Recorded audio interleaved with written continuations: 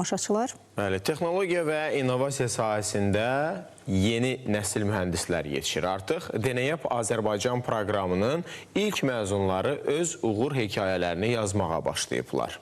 Bəli, bu proqram sadəcə dərslər və layihələr deyil, həm də gənclərə yaradıcılığı, komanda ruhunu və düşünməyi öyrədən bir təcrübə məktəbidir. Bəs bu proqram onlara hansı qapıları açdı və Deneyap məzunları Azərbaycan texnologiya sahəsinin inkişafına necə töhfə verəcəklər? Aysel Əliyeva daha ətraflı məlumat verəcək, gəlin baxaq.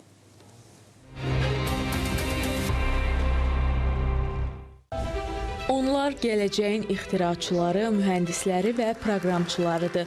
3 il öncə Deneyap laboratoriyalarında ilk robotlarını quran bu gənclər indi artıq öz ideyalarını reallığa çevirirlər. Asan Xidmətin Bilim Bakı mərkəzində texnologiyanın yeni nəsli Deneyap proqramının ilk məzunları yetişib.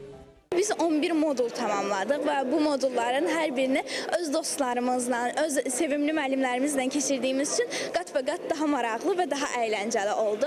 Hər nə qədər dərslərimiz çox çətin olsa da müəllimlərimizin professional öyrətmə bacarıqları və dostlarımızın böyük dəstəyi ilə bir yerdə hər birimiz bu modulları çox yaxşı mənimsədik.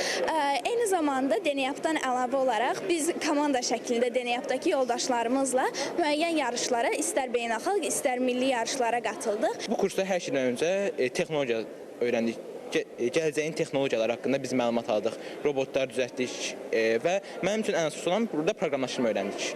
Proqramlaşdırma haqqında ilkin bilikləri mənimsədik və daha sonra kim üçün maraqlıysa, yəni biz buna tanış olduq, daha sonra buna davam elədik.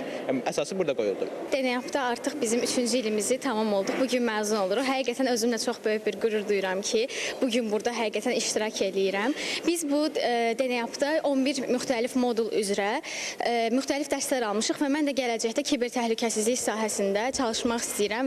Deneyap proqramı 2021-ci ildə Asan Xidmət və Türkiyənin T3 fondu arasında imzalanan anlaşma əsasında yaradılıb. Məqsəd 6-14 yaşlı uşaqlarda elmə, texnologiyaya və sahibkarlığa marağı artırmaq, 21-ci əsrin bacarıqlarını formalaşdırmaqdır.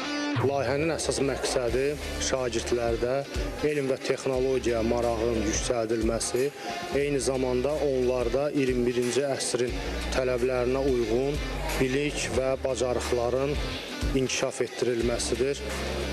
Nəzərinizə çatdırım ki, proqram 3 il müddətini, 3 illik bir dövrə əhatə edir və proqrama qəbul imtahan vasitəsilə həyata keçirir. Bilim Bakı və Bilim Quba mərkəzlərində həyata keçirilən Deneyap proqramı artıq onlarla gəncin elm və texnologiya sahəsində gələcəyinə istiqamət verib. Bu uşaqlar indi məktəb partasından çıxaraq real layihələrə addım atırlar.